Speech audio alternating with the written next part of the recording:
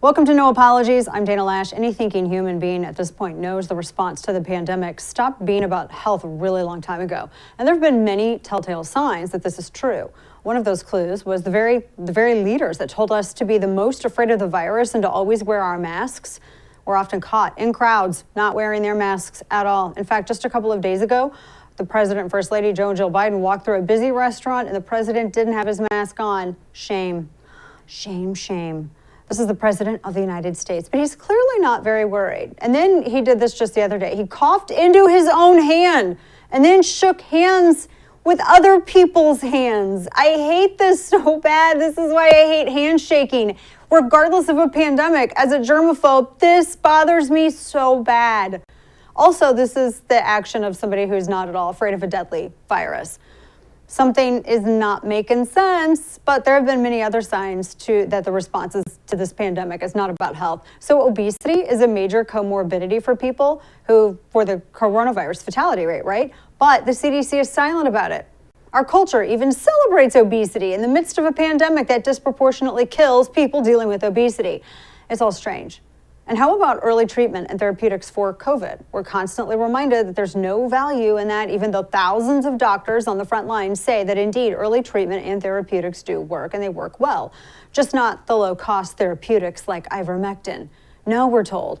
But soon there will be big ones, fancy ones from big pharma, designer ones with massive price tags attached. And then you're going to know that therapeutics will suddenly work. And perhaps the biggest tell, though, that the response to the pandemic is not about health, the reluctance of the experts in our health agencies to acknowledge natural immunity. This, despite natural immunity long being regarded as a scientific fact. So it's actually the main way you get to herd immunity in a pandemic, but it doesn't matter. They tell us, get in line for your government injection and all the endless boosters. I think now we're talking about the fourth one, or you lose your job. And what about any adverse reactions to the government injection? We're told they almost never happen at all. You're a conspiracist. Stop spreading disinformation. Yet the stories of adverse reactions persist even through social media platforms like Facebook. They've taken whole entire pages down and they've stopped groups of people from talking about any of their reactions at all.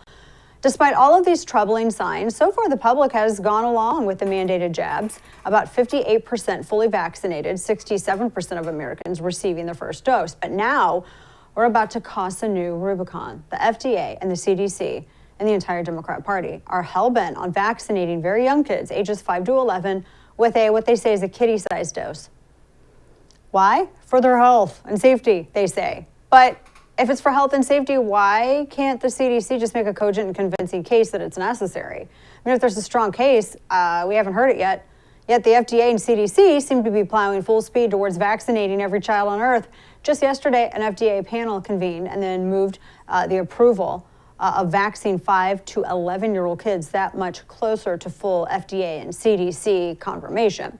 17 out of 18 members of this advisory panel, an independent panel advising the FDA, but they're with the FDA, backed the decision, and there was one absentee. So why are these FDA panel members so hell-bent on vaccinating 5 to 11-year-olds, especially, and this is super important, there's no long-term data on how this solution, the liquid in the injection, is going to affect 5 to 11-year-olds. And there will be no conclusive studies for a while. Yet here is one FDA panel member saying that we're going to have to give it to 28 million kids just to find out if it's safe. I'm not kidding you. Watch. It really is going to be a question of what the prevailing conditions are. But we're never going to learn about how safe the vaccine is unless we start giving it. That's just the way it goes. That's how we found out about rare complications of other vaccines like the rotavirus vaccine. And I do think that I do think we should vote to approve it. So that doctor that was speaking is on this independent panel, part of the FDA that was advising the FDA on this. And he's saying, yeah, we have to inject the kids to see, what happens. That kind of sounds like your kid's going to be a guinea pig, doesn't it? I mean, you know that real-world long-term studies, do we have any of how it affects 5 to 11-year-olds? No, because those studies actually start the moment the CDC approves the jab, which, by the way, so the FDA, their independent panel, they've recommended that the FDA approve this, but now the FDA has to determine whether or not they're going to approve it, and then the CDC has to do the same thing. And once the CDC does it, usually it's mandated. And guess what? If they mandate it, then your child will then become part of this long-term study involuntarily. This has never happened before that we're aware of, and it really does break all past safety protocols. But our health experts don't really seem to care. See, here's the difference, one quick note, between this vaccine and the other vaccines is that the other vaccines are actually vaccines and that they transfer immunity. That's what it is. It's a vaccine-induced immunity. And we've heard from the CDC's own Rochelle Walensky that this actually doesn't stop transmission and it really doesn't stop contraction, which would be the opposite of transferring immunity. At that point, you're just really describing a therapeutic. So this is a major difference. Furthermore, there's no long-term data on any of this. So for all of the people saying that, well, you have to have vaccines anyway to get into school, there's a major difference. And if you want to ignore that nuance, then go ahead and ignore science. Again, based on all evidence, the CDC will probably approve it. And when they do, this jab is going to be likely mandated. And we all know approval was kind of a foregone conclusion. Remember the doctor that we now know who funded the creation of the lab-made virus that led to an likely unnecessary vaccination of your kids? Yeah. Dr. Anthony Fauci, just 2 days ago, predicting that this is going to be approved, this jab, this injection, for kids in early November. Watch. So if all goes well and we get the regulatory approval and the recommendation from the CDC, it's entirely possible, if not very likely, that vaccines will be available for children from 5 to 11 within the first week or two of November. What do you know? It looks like we're right on schedule for Fauci's early November approval to inject 5 to 11-year-olds. Because, of course, and as we all know, the decision to inject 5 to 11-year-olds, this was already a foregone deal.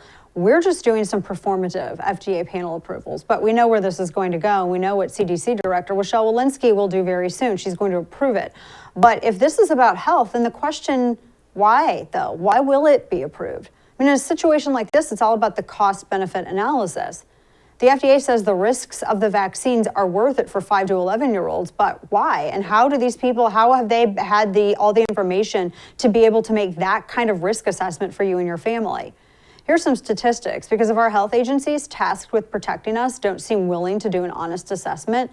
I mean, we can do it for them so you can make an informed decision. So a 5 to 11-year-old is more likely to die of the annual flu than of COVID-19. 5 to 11-year-olds only account for about 9% of all cases. We also know that kids don't actually transmit the virus very well, if at all. So we know that they're not significant drivers of the disease, and this has been proven by numerous studies over and over again. Of the relevant age set, 5 to 11-year-olds, there have been a total of 2 million coronavirus cases. Many of them have been asymptomatic, and there's only been 138 fatalities total. But here's the other thing. Wall Street Journal and Johns Hopkins noted that of those fatalities, the significant number of them had severe comorbidities, secondary conditions. And at the height of the pandemic, your child had a 1 in a million chance of dying from coronavirus. Now, even one of the FDA panel members seemed to know that the potential costs of giving the injection to children clearly outweigh the benefits and pointed this out during this Zoom meeting. Watch. When you did your risk benefit assessment in your briefing document, there were 6 scenarios that you considered.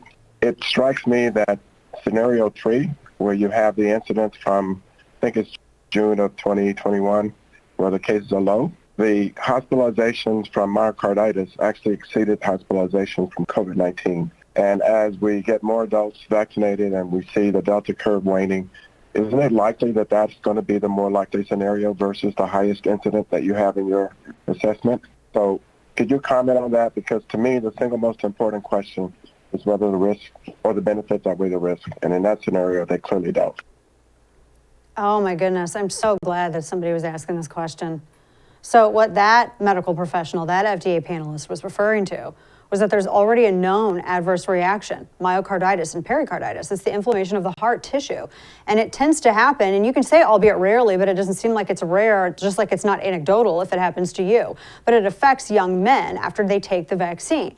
Now, Pfizer previously announced that vaccine side effects for small children are generally comparable to side effects for participants ages 16 to 25. So theoretically, based on that information that they themselves are stating, myocarditis could, again, going on their information that they are sharing, happen at the same rate in kids 5 to 11. But it's not just myocarditis. There's a growing chorus of voices raising awareness of any kind of adverse reactions leading to injuries due to these mRNA injections. Now, while they may be rare, they're real. Otherwise, we have to believe that everybody's lying. And by the way, rare adverse reactions happen with all vaccines, but with these injections, we're not allowed to talk about it. The following is an ad featuring a 13-year-old girl, Maddie DeGaray, a girl who's pro-vaccine and pro-science. Her mother signed her up. They're so pro-vaccine and pro-science, they signed up to participate in Pfizer's clinical trial. But immediately following Maddie receiving the second injection in January, which according to reports in the VAERS system, is usually the dose that triggers the adverse reaction. And by the way, my own cardiologist had said this to me. Maddie had a severe adverse response, and it has not improved. Her mother says that several months later, neither the FDA nor Pfizer have formally recognized her injuries. Now, the ad about Maddie, which was initially approved to air by Comcast, was pulled suddenly last weekend. So we'll show you. Watch. President Biden, this is Maddie. She's 13 and wants to be a nurse. When the COVID vaccine became available, she volunteered for the Pfizer clinical trial. She wanted to help. This is her now. I need to take this out. Okay. There are others across the country like her, but they are ignored by the FDA and the media. You said it was safe. Maddie stepped up to help America. Who's going to step up to help Maddie? Now, everything in that ad, every single thing that she's experiencing, I mean, you still need to ask questions. I always ask questions, regardless, either way. But still, I mean, your heart aches for this girl. Clearly, she's going through something, and her story, at least so far, seems to check out. At the very least, why can't people make their cases, people like this family, and be heard? Now, Comcast pulled the ad. They had approved it, but then they pulled it. They cited the need to verify all the imagery, that make sure it was all substantiated. But they never actually stated which of the images they were objecting to. And the mother also submitted numerous documents to support her story that showed Maddie's CDC proof of vaccination card dated January 20th and a January 21st discharge instruction from the Cincinnati Children's Hospital prescribing, quote, Tylenol and or ibuprofen and water, which also states, quotes, given timing in symptoms most likely related to vaccine dose yesterday, end quote. But again, no response from the FDA or Pfizer about what kind of side effects she could be dealing with if it's related to the vaccine, although it seems like that discharge card says it is, but no other information. Why? The mother said this, quote, I've waited 7 months for Pfizer or the FDA to acknowledge what happened to my daughter, and they haven't. They tried to ignore her injuries. I had hoped that with this ad, she'd finally have the chance to be in the room with them, to be seen by them, and for her voice to be heard. And instead, they silenced her, end quote. And I'm sure that there are more stories where people are experiencing situations like Maddie. But Pfizer, the FDA, and the CDC, they're not interested in them. And these stories are suppressed online. Any discussion of stories like this are suppressed online. Questions about basic reactions are suppressed. It is really interesting to note that Comcast pulled that ad about Maddie right as the approval for 5 to 11-year-olds to get jabbed is about to happen. Yeah, I think you have every right to ask why and what is going on. And if you're not asking these questions, are you aware of what's going on? Like, just to make a quick analogy with this injection potentially being forced on kids to what is happening with critical race theory in our schools. So stick with me. People put up with the racialization of everything in America for a while, and they dutifully went to the DEI courses at their corporations. They put up with their lefty college professor teaching their college kid neo-racialism, like discrimination in the name of discrimination. They watched their cities burn in riots. They watched destruction, vandalism, even murder. Right or wrong, people stayed quiet because they judged it wasn't worth fighting. The squeeze wasn't worth the juice. But when critical race theory, or as we call it, institutionalized Marxist racism, really hit a wall of resistance, that was the moment they tried to impose this kind of racism on little kids. So tell an adult that they're a white oppressor and they may put up with it. You say to their kid, or you try to shame somebody's kid for their color, and there's hell to pay. Parents won't stand for it. And many parents will not put up with a mandated injection that they do not want for their child. So there is too much that is unknown, and people are gambling with variables that they are unaware of, and they don't know what the recourse, they don't know what the consequence is going to be. Too much caution is being thrown to the wind. Too many safety protocols. It's been speedy. And there's been a lot of deception from our health agencies all along the way. Too much censorship by big tech. Too much suppression of adverse reaction stories. And I'll tell you something else really too quickly. Everybody always tries to make this out as being Trump voters, but I'm going to tell you what, Trump voters themselves were also hesitant when all of this was happening with Operation Warp Speed. Because people follow science, not politics. They follow facts, not superstition. And despite all of the talk about science, too much ignoring of actual science, like natural immunity, that's making people trust their agencies less. And now this. No, I'm not going to apologize. A mandated injection for 5 to 11-year-olds seems like a bridge too far. And if our health agencies and the Democrat Party insist on crossing this Rubicon, there will not be any going back. Imagine the resentment parents feel if, heaven forbid, something happens to their child from a mandated injection that they actually resisted their child receiving. This is a bad road that people don't want to go down. And someone should talk this administration off this ledge. Big Pharma needs to proactively speak up. Do you expect them to, though? No. Our health agencies should slow their roll, and they better do it quickly. Because if something goes wrong, when the potential outcome could be so easily avoided, wow, what hell there will be to pay. Up next, we'll talk to Congresswoman Diana Harshbarger. She's actually taking action to recognize natural immunity. So will Congress get behind her legislation? Find out next. Thanks to Biden's economic policies, job numbers have been abysmal and inflation is skyrocketing. Instead of following the former president's pro-business agenda that had the economy booming, Biden wants to tax corporations and pass trillion-dollar bills that we can't pay for. So you should be proactive and take steps to protect your wealth and retirement by investing in gold and precious metals. Legacy Precious Metals can help. Washington keeps printing money to pay for their outrageous bills, but all that does is devalue your dollar. Gold can offer you a hedge against inflation. As the dollar gets weaker, gold can get stronger. The folks at Legacy Precious Metals are the gold standard when it comes to investing in precious metals. They have a team of experts who can counsel you on the best options for you and your family.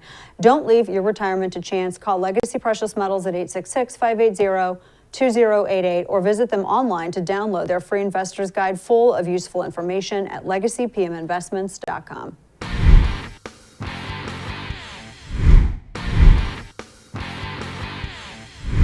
Welcome back to No Apologies. As you all know, President Biden and blue state governors across the country have been imposing what I really question as science. It's anti-science. It's injection mandates. Now, we don't just label these injections as being anti-science or the mandates for these injections as anti-science for political posturing. I mean, it really truly does question as to whether or not it's science or superstition. Case in point, natural immunity is not recognized anywhere in these mandates. The same natural immunity that is proven to be stronger than the immunity induced by vaccines in numerous studies in some instances. Now, fortunately, there are some in Congress that are taking action to recognize natural immunity, which it's insane that we have to force people to recognize science. One of those Congress members joins us now. Here with us, Representative Diana Harshbarger from the great state of Tennessee. She's also a pharmacist, so she kind of knows what she's talking about.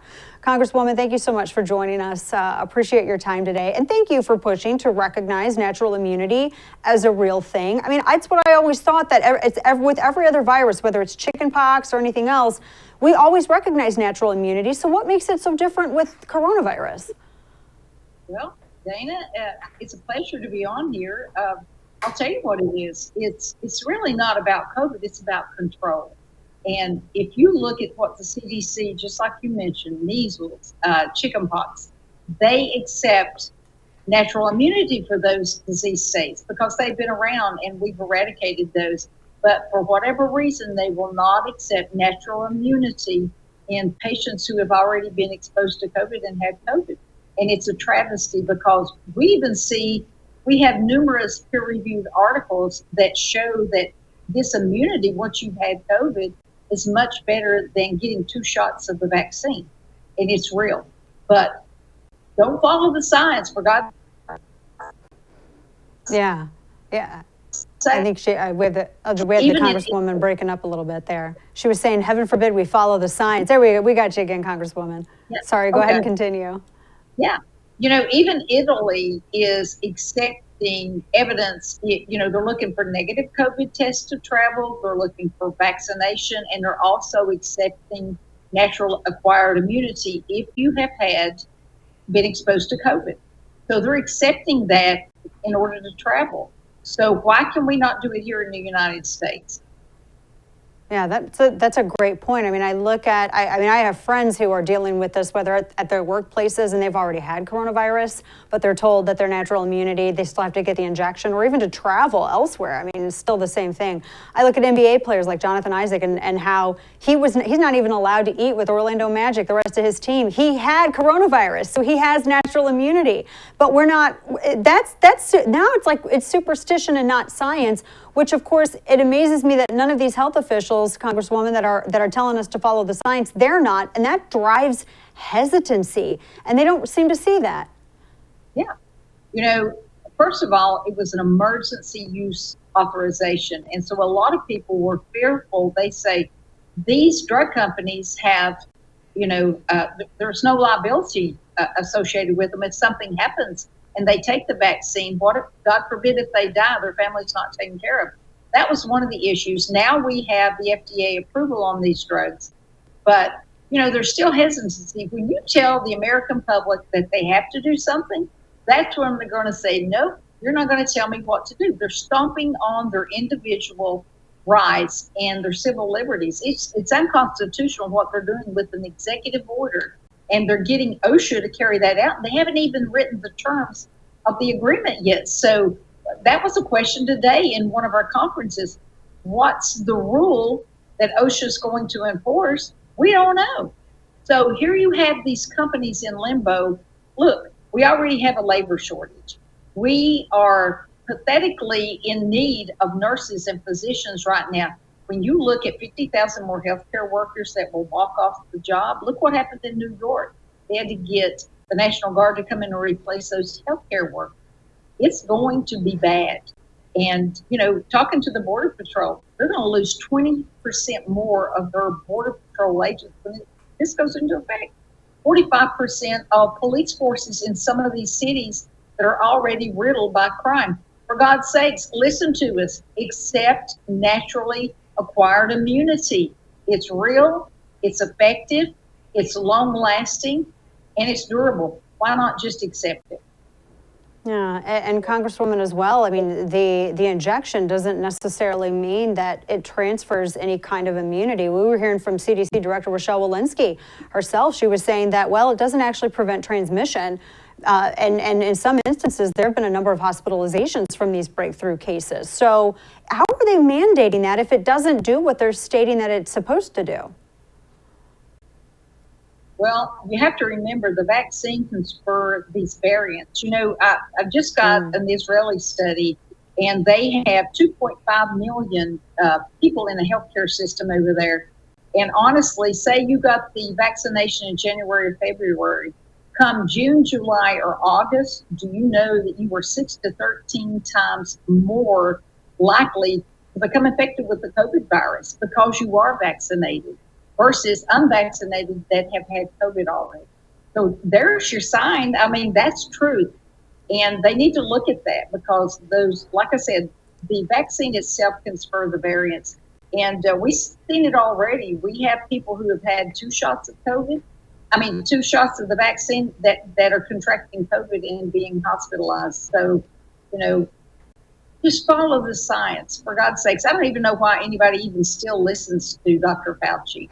I need to pull my bumper out that says Fire Fauci. Especially with some of those other stories that have come out. I wanted to ask you about one other quick thing, Congresswoman, and we appreciate your time today. Your treatment restoration for emergency antibody therapeutics, this act, the TREAT Act.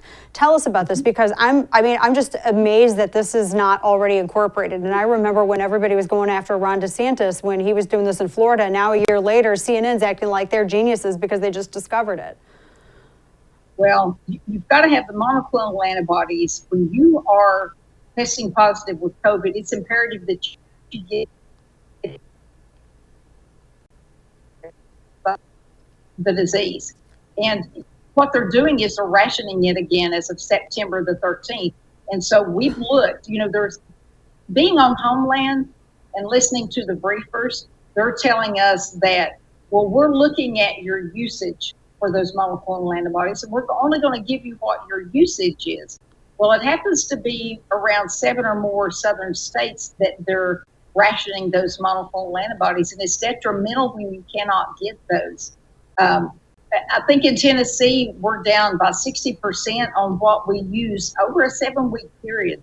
And you can look at some of the other ones. I think I just got a report that Mississippi is down at 90% on what the usage were. You know, this bill will tell the states that they can go directly to the manufacturer and order those monoclonal antibodies themselves. Don't wait on HHS to allocate those to you. As a pharmacist over 35 years, for goodness sakes, you know, my first question would be, what's your capacity to manufacture these? Is there a shortage? Well, they couldn't answer that for me, Dana. They could not answer that question. They didn't know what the manufacturers were capable of producing. That'd be the first question I would ask. But there again, we're talking about the government. When they come knocking, just don't answer.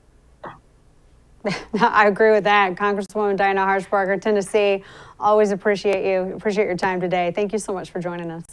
My pleasure. Of course. So coming up, Common Ground can be found anywhere. So we'll speak to, actually it's the leader of Black Lives Matter, the Greater New York Black Lives Matter. He's going to talk to us about the fight against vaccine mandates. You don't want to miss this. Stay with us, straight ahead.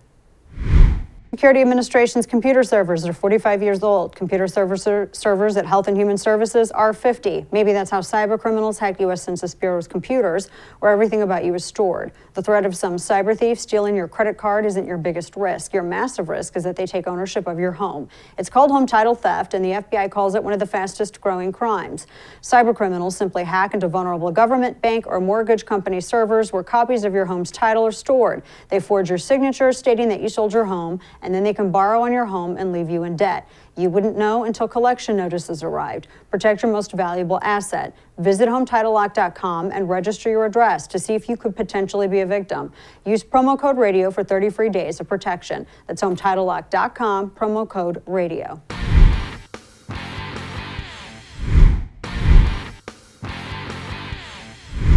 Kyrie, what's up? I know you're going through a lot. We had a chance to hang out in 2016 when you represented America, when you represented the red, white, and blue.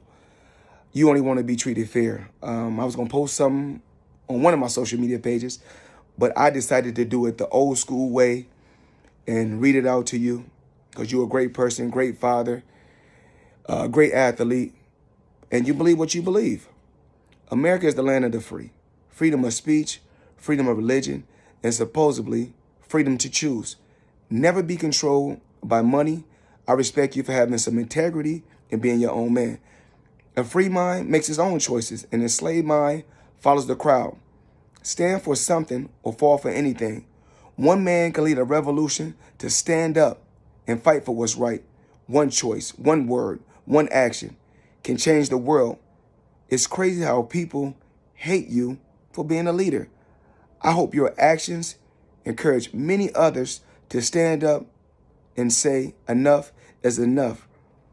Respect to you, Kyrie, and power to the people. Well, that was legendary boxer Floyd Money Mayweather speaking out in support of Brooklyn Nets player Kyrie Irving, who's been banned from playing for his team because he refuses to get the government injection, the coronavirus vaccine, which of course is mandated in Bill de Blasio's New York City. He's not the only one speaking out. Hawk Newsome is the chairperson and co-founder of Black Lives Matter Greater New York, not to be confused with the global BLM network. And he's been protesting anti-science vaccine mandates and giving a voice to the citizens of New York who are losing their jobs and freedom. Recently, he was leading the charge outside Barclays Center in Brooklyn, where Kyrie Irving should be playing. The man behind the megaphone is with us now. Hawk Newsome joins me. And Hawk, thank you so much again. It's good to see you, and I appreciate you taking the time and joining us. Tell me, because when I was looking at not just the protests outside Barclays, and I was looking at some of the statements from like NBA officials and statements from people like Bill de Blasio and others, I keep going, where's the science? Where's the science? And I was looking at Jonathan Isaac when he had done an interview, and he was just very calmly, very clearly saying, look, I have already had coronavirus. I have natural immunity. I made this risk assessment for myself. I made this decision for myself. if we're talking about following the science, why is nobody bringing this up? Why is nobody bringing up the fact that, healthy individuals that don't have any other comorbidities, maybe we need to be focusing on the people who maybe do, or people who are in at-risk categories, instead of just everybody generally. What are your thoughts on this? Well, I've said this from the start. Personally, I'm not taking the vaccine because of the way that the medical industry, as well as this country, has treated Black people, right, for centuries. So you go back to the Tuskegee experiment, you go back to just all of these experiments that have happened on our people ever since slavery. And you can understand why Black people are reluctant to take the vaccine. Now, there's an abundance of science on both sides, and I'm not here to argue that. What I care about is people being forced to take this shot. That's my concern. If you want to take the vaccine, fine. If you don't want to take the vaccine, that's fine with me as well. But I don't think that people should be forced against their religious beliefs, against their skepticisms, to take a vaccine or be in jeopardy of losing their homes, their livelihoods, their careers, and their future. And for a lot of kids, since they're trying to push these things on, 5-year-olds, a lot of parents won't inject those things into their children. So those kids won't even get an education. These are scary times, and it's really time that people took a stand, at the very least, to demand a choice. I don't understand how Democrats could be pro-choice and want to force something into your body, and I don't understand how Republicans want to force women to have babies, but don't want to be forced to have these vaccine mandates. I can't get into the politics. I'm here to represent the interests of my people. Right. What do you say to people, and I find this argument a lot, they say, well, there are vaccine requirements for kids in schools already. And I kind of look at like, well, isn't there a lot of data that going along with that? I mean, some of those vaccines, you got like 30 and 40 years of data that shows any adverse reactions. I mean, even when Operation Warp Speed was just getting going, there were a lot of us going, well, we kind of want to see some long-term studies before we sign up for mandates. I mean, when people present that to you as like a way to shut down your argument, I mean, do they even recognize the difference between the two? I think the way that we win that argument, us personally, Black Lives Matter Greater New York has founded a school. We have the only Montessori school in the Bronx. So we are pretty much in favor of taking our destiny in our own hands, right? I think when people start talking about children and being forced to take vaccines to go to school, there are religious exemptions, right? There always have been religious exemptions, but those aren't being offered for the COVID vaccine, and that's really problematic. That's a really good point, because not a lot of people, I think you're like one of the first people that's actually brought that up, because there's always been exemptions offered and accepted for the previous ones. But for this one, there is no conscientious objection. There is no religious objection. There is no natural immunity exception at all whatsoever that's honored. And that seems like superstition and not science, right? Well, for me personally, I was fine with people just being able to take tests to prove that they were they didn't have COVID, or even what happened to the antibodies test. Remember, the antibody test was all the rave a few months ago. People don't even talk about that anymore. It's just like, take the shot or not. And what I'm seeing is a lot of people from my side who usually challenge the government, whether it's a Democrat or Republican in office. These folks are saying, just shut up and trust the government. And that leaves me completely and totally bemused. Yeah, we're talking with Hawk Newsome of Black Lives Matter Greater New York. And Hawk, at what point, like how much this is about our bodies, our bodily autonomy. It's about our personal sovereignty. I was looking at some of the statistics for New York, and I know you've talked quite a bit about this. Something like, I think 70% of the Black community in New York still has to receive injections. And we've heard this headline over and over again. And as you said, there's legitimate historical objection and concern with the Black community, and of course the history of scientific experimentation and vaccines in the United States. But it doesn't seem like bullying people and smearing them as being selfish and anti-vax, when I don't really think that people are anti-vax. I think they just have questions about this brand new one. Talk to us about just the Black community and 70% in New York, because with these mandates, that is just, according to statistics, that's setting up a system of racial discrimination. Yeah, and it's funny that we're talking about racial discrimination, and you show someone going across the screen with a thin blue line flag or Blue Lives Matter flag. It's this thing that's been tickling me for the last few days. I don't understand how people can support Kyrie Irving, but not support Colin Kaepernick. You understand what I'm saying?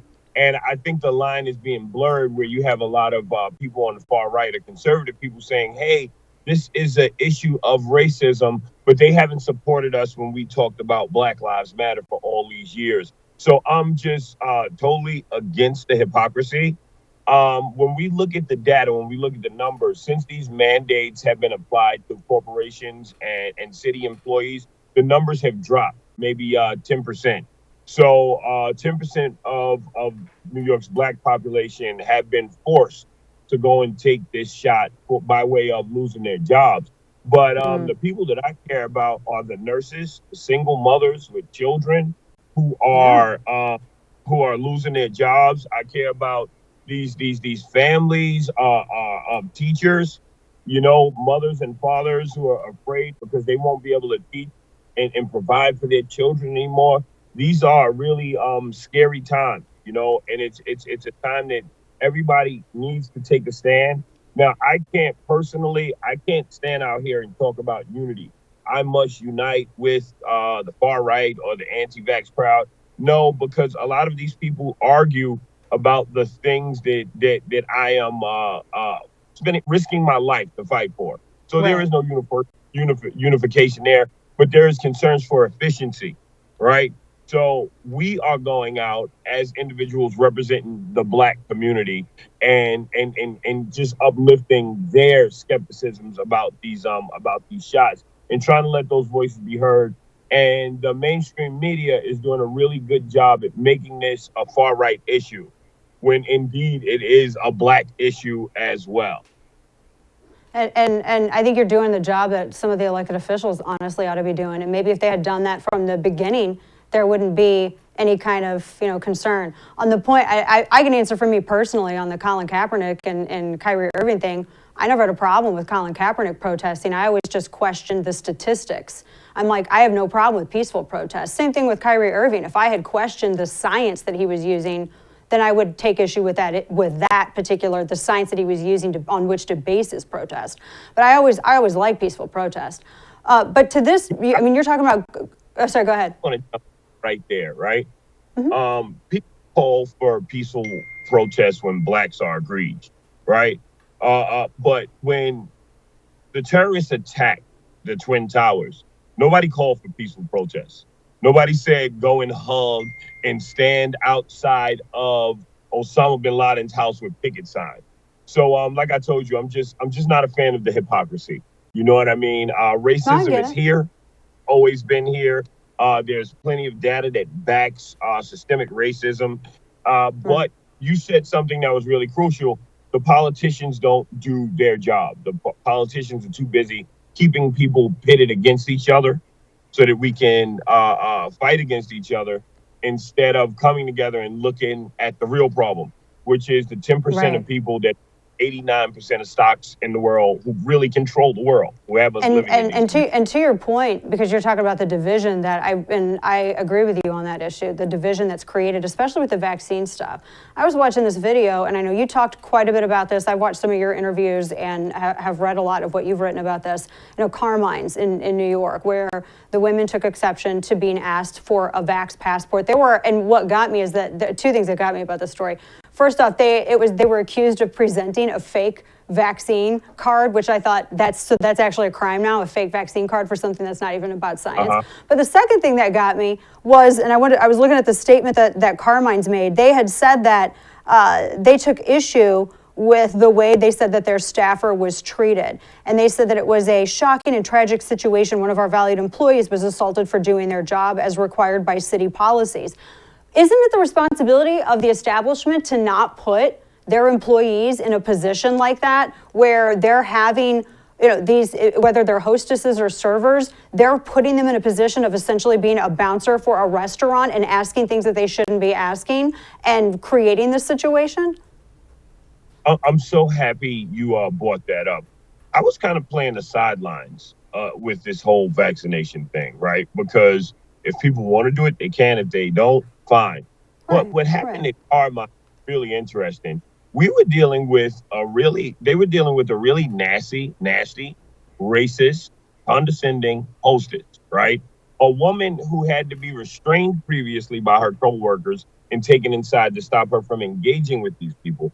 The same woman, when these women were going to sit down, she walked past them and uttered a word that made 4 people stop in their track and pursue her outside.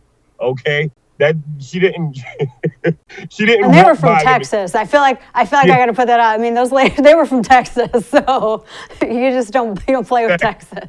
Exactly. Let me tell you something. You take a Jewish person, you take a black person, you take any self-respecting person, and you say a trigger word that strikes them at their core, and you better be prepared for an ass whipping, right? So when they received that, right, she turned and hid behind the vaccine. And what was disheartening, right, was that all of the people who were against the passport didn't show up. And I'm like, wow, you're not showing up for black women. So when I showed up for them, when I showed up for Kyrie, I'm very out front and open. And I say I represent the interests of black people. So I'm not just out there marching all the time with the anti-vax crowd. I'm not out there with the Blue Lives Matter flags and all those things. I'm out there for our interest, strictly. I tell you, there's sometimes when interest can find some common ground, sometimes they don't.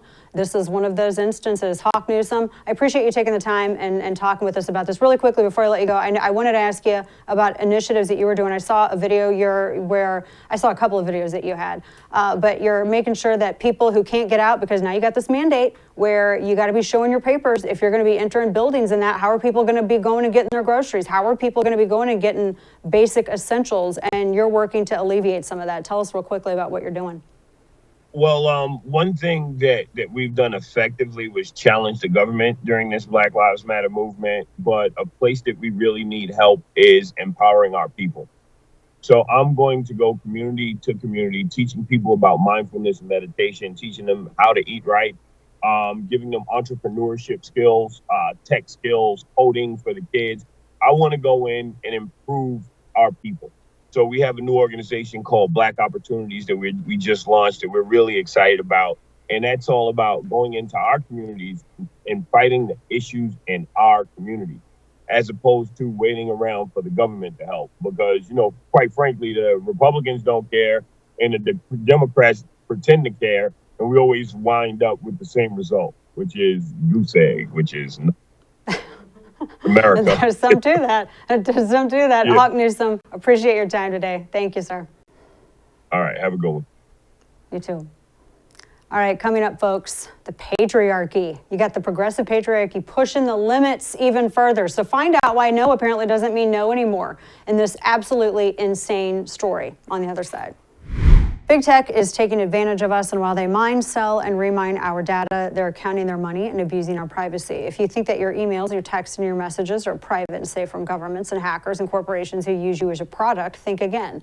And this is where Secure comes in. Secure's email platform is 100% private. It's Swiss-hosted and has no ties to the big tech companies in the U.S. with Secure. There's no data mining whatsoever, and this is what makes Secure different. When it comes to security and privacy, Secure is simply unmatched, and there's a reason they built their company the way they did. So take a stand, take back your privacy. Use discount code Dana and Secure will only cost you $7.50 a month for full access, which is nothing. Visit secure.com today, create your secure email address and account. Don't forget code Dana for 25% off for the whole year. That's secure, SEKUR.com, promo code Dana for 25% off.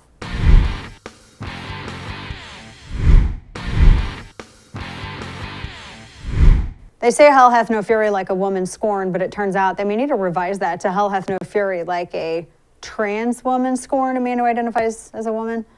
So according to a new article from the BBC, and I've seen this a lot on social media, by the way, more and more stories of lesbians being harassed by men who identify as women because they want to have romantical times with them physically are emerging.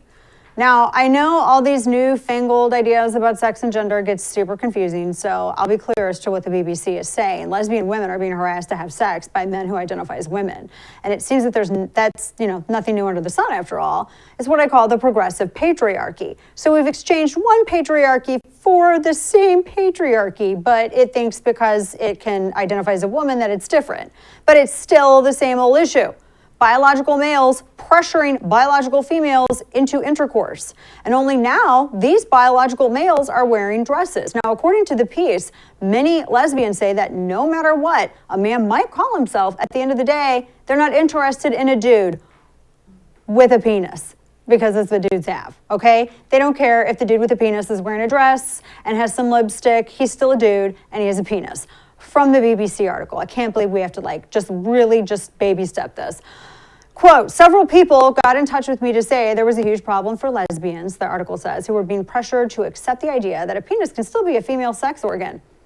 They say that lesbians are still extremely scared to speak because they won't be believed and because the trans ideology is so silencing everywhere, end quote. So that's why I said, hell hath no fury like a man who identifies as a woman scorned. Perhaps no letter in the alphabet gender soup of the LGBTQA, BBQ, I don't know, is more radical apparently than the T. I'll have to tell you something. The most misogyny I've ever experienced has been from men who identify as women. For real. You cross that trans community and as Dave Chappelle knows, oh, they'll come after you. And they're very serious about you accepting every last bit of what they believe is their gender, which some people think is gender dysphoria. If a biological man says that they're a woman, they expect you to just ignore their penis. There's like a new phrase in there, the elephant in the room. Yeah, that's oh boy. Not all men who are identifying as women have transitioned or even intend to, by the way. And if you don't want to sleep with them, stuff like this happens. From the BBC article, quote, another woman reported a trans woman, a man identifying as a woman, physically forcing her to have sex after they went on a date. They threatened to out me as a TERF and risk my job if I refused to sleep with them. I was too young to argue and had been brainwashed by queer theory, so they were a woman even if every fiber of my being was screaming throughout, so I agreed to go home with them. They used physical force when I changed my mind upon seeing their penis and they raped me, end quote. Now remember, a TERF is a sexual slur used by patriarchal misogynists, and it stands for trans exclusionary radical feminists. So in English, it's a woman who believes that women are real and that vaginas are real and that the gender binary is real and that biological women and all of that, all real. And believing in that reality that there are two distinct genders and only two distinct genders, male and female, is apparently just absolutely unacceptable for radical activists. You say that and they will slur you misogynistically as a TERF.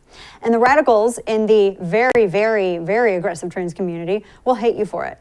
So boil it down for you.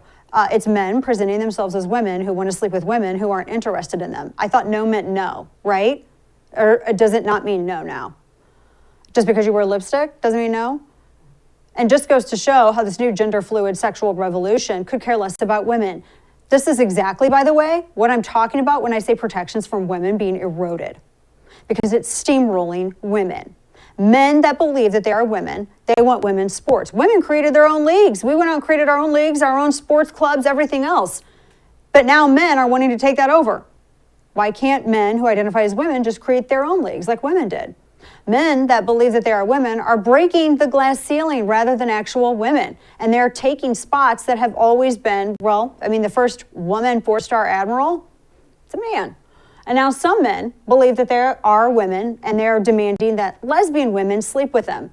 And then they say that it's the lesbian women's bigotry that is if the lesbian women don't want to. These men that believe they're women, they start shaming those women and calling them names, bullying them. It's the new progressive patriarchy. Not really new, but ironically erasing whatever gains women have actually made, all to promote men's rights at the expense of women's. That does it for us tonight. Thanks for tuning in. Good night, and don't bend the knee.